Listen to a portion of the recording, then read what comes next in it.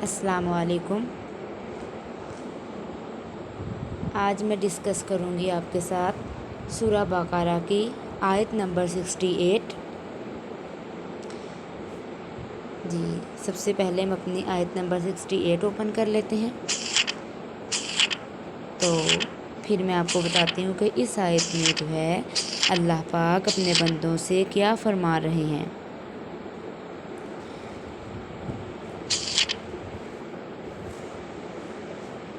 جی، یہاں سے ہماری آیت نمبر 68 قالوا ادعوا۔ اس آیت میں جب بنی اسرائیل میں ایک بندے کا قتل ہو گیا تھا، جو ہم نے پچھلی آیت میں بھی پڑھا ہے، تو جب اس بندے کا قتل ہو گیا تو بنی اسرائیل والے کہنے لگے کہ اے موسیٰ علیہ السلام، ہمیں بتائیں اس بندے کا قتل بنی اسرائیل میں سے کس نے کیا ہے۔ تو پھر جب موسیٰ علیہ السلام نے اللہ سے سوال کیا کہ قوم کہہ رہی ہے کہ اس بندے کے قاتل کے بارے میں پتہ لگوائیں، تو اللہ پاک نے فرمایا کہ آپ بنی اسرائیل کو کہیں کہ وہ ایک گائے کو ذبح کریں اور ذبح کر کے جو ہے اس کا ایک گوشت کا ٹکڑا گائے کا اس مردہ کے ماریں، اور وہ مردہ جو ہے وہ زندہ ہو کے خود بتائے گا کہ مجھے کس نے قتل کیا۔ تو پھر جب ایسے موسیٰ علیہ السلام نے بنی اسرائیل کو کہا تو انہوں نے آگے سے اور سوال پہ سوال کرنا سٹارٹ کر دیے کہ وہ گائے کس طرح کی ہوگی، کس رنگ کی ہوگی، وہ ہمیں کہاں سے ملے گی، وہ کس عمر کی ہوگی، وہ کس قسم کی ہوگی،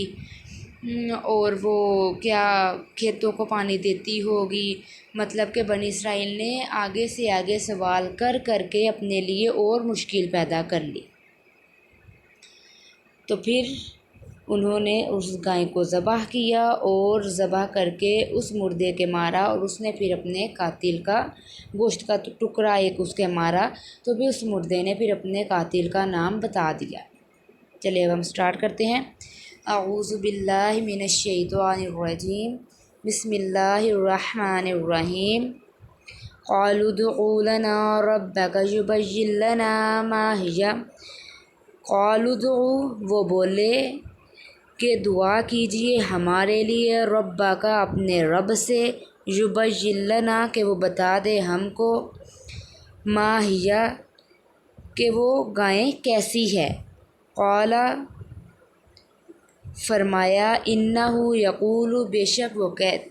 شک وہ، انہ سے مراد وہ فرماتا ہے، وہ اللہ فرماتا ہے، یقول انہا بقرۃ، بے شک وہ گائیں، فارض، نہ وہ زیادہ عمر کی ہوگی کہ بوڑھی ہوگی، ولا بکر، اور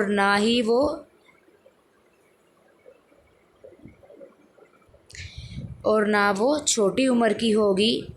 بلکہ اوان بین ذالک، بلکہ اس کے درمیان میں ہوگی، جوانی اور بڑھاپے کے درمیان میں ہوگی۔ فَافْعَلُوا مَا تُؤْمَرُونَ،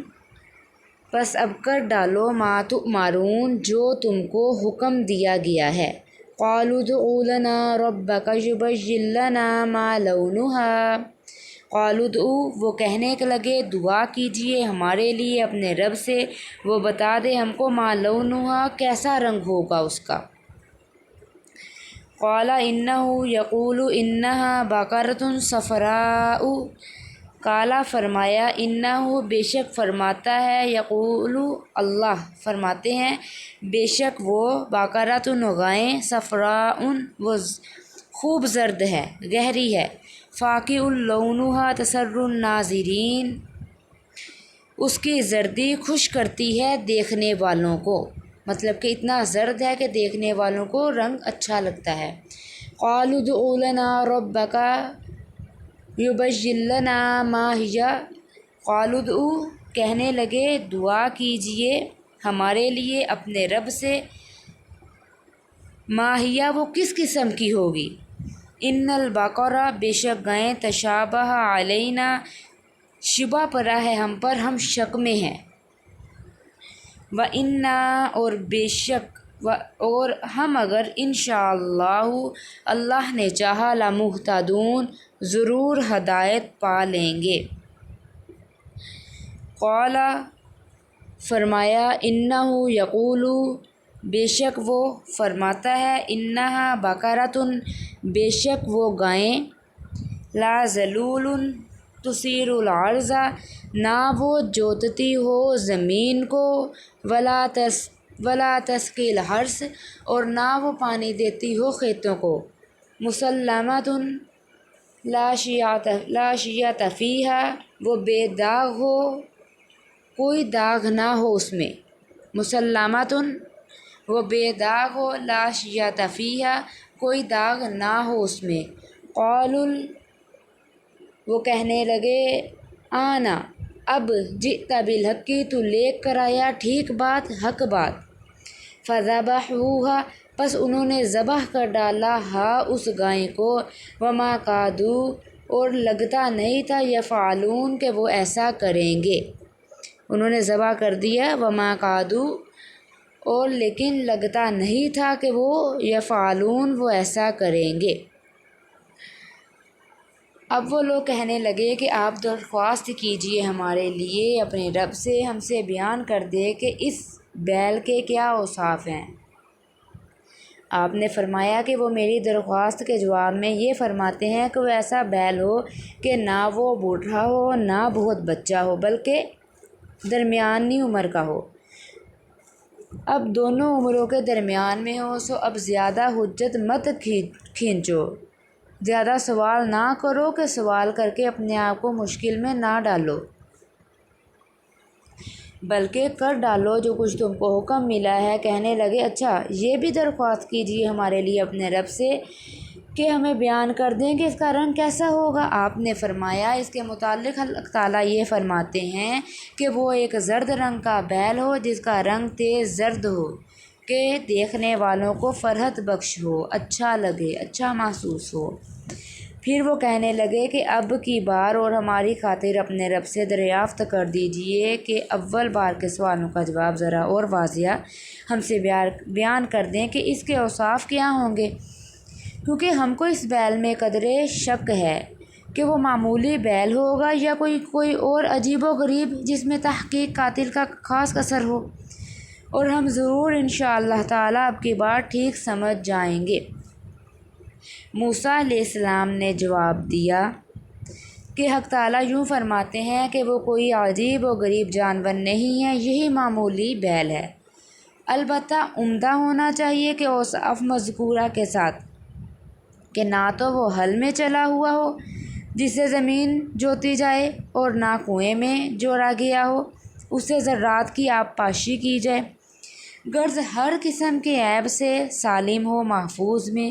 اور اس میں کسی طرح کا کوئی داغ نہ ہو۔ یہ سن کر کہنے لگے کہ ہاں اب آپ نے پوری اوصاف بات فرمائی، اور قصہ جانور تلاش کر کے خریدا، پھر اس کو ذبح کر دیا، حالانکہ بظاہر کرتے ہوئے معلوم وہ نہ ہوتے تھے،